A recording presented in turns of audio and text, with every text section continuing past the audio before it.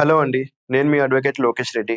ఈరోజు మనం చూస్తున్నట్లయితే ఫ్యామిలీ డిస్ప్యూట్స్ చూస్తే మెయిన్‌గా ఫ్యామిలీ కోర్ట్‌లో చాలా కేసెస్ పెండింగ్ ఉంటున్నాయి. అది గాకుండా ఈ కేసెస్‌లో వాళ్ళు రకరకాల సమస్యలతో మన దగ్గరికి వస్తూ ఉంటారు. ఈ ముఖ్యంగా నేను చెప్పేదేంటంటే, వాళ్ళు గూడా అడిగేదేంటంటే, ఈ సుప్రీం కోర్ట్ ఈ అడల్టరీ అనే సెక్షన్‌ని తీసేసింది గదా! మరి అడల్టరీ తీసేస్తే మరి ఎట్లా మ్యారేజ్ వ్యవస్థకి దానికింక వాల్యూ ఏంటి? మ్యారేజ్ వ్యవస్థ ఆల్రెడీ చచ్చిపోతున్నట్లుంది మన దేశంలో అన్నట్లుగా మాట్లాడుతున్నారు. దీనికి సొల్యూషన్ ఏంటి అని ఆలోచిస్తూ ఉంటే జనరల్‌గా వైఫ్ గాని, లేకపోతే హస్బెండ్ గాని, వేరే వాళ్ళతో ఎఫైర్ పెట్టుకొని, వేరే వాళ్ళతో కలిసి ఉండటమో, లేతే ఎమోషనల్‌గా వాళ్ళతో టచ్‌లో ఉండటము, అండ్ ఆ ఇంపాక్ట్‌ని ఈ ఫ్యామిలీలో చూపించడం, అండ్ ఫ్యామిలీని డిస్టర్బ్ చేయడం అనేది జరుగుతూ ఉంటుంది. సో, ఇలాంటి కేసెస్‌లో ఇప్పుడు హస్బెండ్ తన వైఫ్‌కి గనక వేరే బాయ్ ఫ్రెండ్ ఎవరైనా ఉండి, వాళ్ళ మీద కేస్ పెట్టాలంటే ఇంతకుముందు ఐపీసీలో సెక్షన్ 497 కేస్ పెట్టేవాళ్ళు.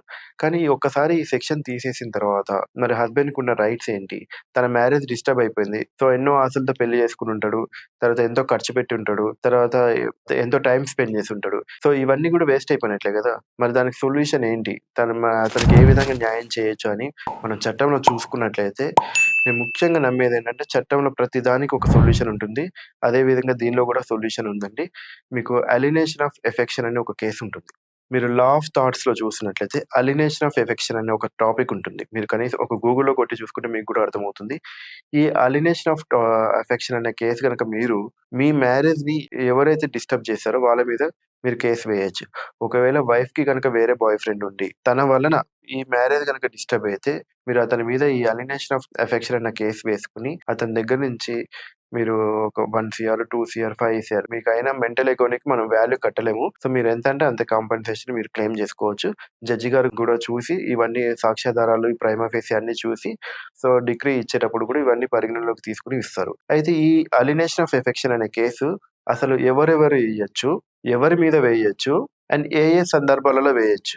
అని 3 చూసుకున్నట్లయితే మ్యారేజ్ అయిన ప్రతి వ్యక్తి గూడా ఈ అలినేషన్ ఆఫ్ మ్యారేజ్ వేసుకోవచ్చు. ఎవరి మీద వేయాలి అంటే, ఈ మ్యారేజ్ అనేది ఎవరి వల్ల డిస్టర్బ్ అవుతుంది? ఎవరి వల్ల ఈ మ్యారేజ్ బ్రేక్ డౌన్ అవుతుంది? చూసుకొని వాళ్ళు ఈ మ్యారేజ్‌లో డిస్ప్యూట్స్ రావడానికి ఎవరైతే కారణం ఉన్నారో వాళ్ళ మీద ఖచ్చితంగా ఫైల్ జేసుకోవచ్చు. అండ్ ఫర్ ఎగ్జాంపుల్ చూసినట్లయితే హస్బెండ్‌కి వేరే గర్ల్ ఫ్రెండ్స్ ఉంటే, ఈ వైఫ్ ఆ గర్ల్ ఫ్రెండ్ మీద కూడా వేయొచ్చు. అండ్ వైఫ్‌కి గనక వేరే బాయ్ ఫ్రెండ్స్ ఉంటే, ఈ హస్బెండ్ వాళ్ళ బాయ్ ఫ్రెండ్ మీద కూడా వేయొచ్చు. ఇదే గాకుండా వైఫ్‌ని కొన్ని సందర్భాలలో లవ్ మ్యారేజెస్ చూస్తూ ఉంటాము. లవ్ మ్యారేజ్ చేసుకున్న తర్వాత ఒక 6 నెలలకో, 1 ఇయర్‌కో కలిసిపోతూ ఉంటారు. తర్వాత వాళ్ళ మధ్యలో ఏదైనా చిన్న డిస్ప్యూట్ వస్తే, అమ్మాయి వాళ్ళ పేరెంట్స్ అమ్మాయిని తీసుకెళ్ళిపోవడం, అబ్బాయి వాళ్ళ పేరెంట్స్ అబ్బాయిని తీసుకెళ్ళిపోవడం, మళ్ళీ ఆళ్ళు కలవకుండా చేయడానికి కూడా వాళ్ళే రీజన్‌గా ఉంటారు.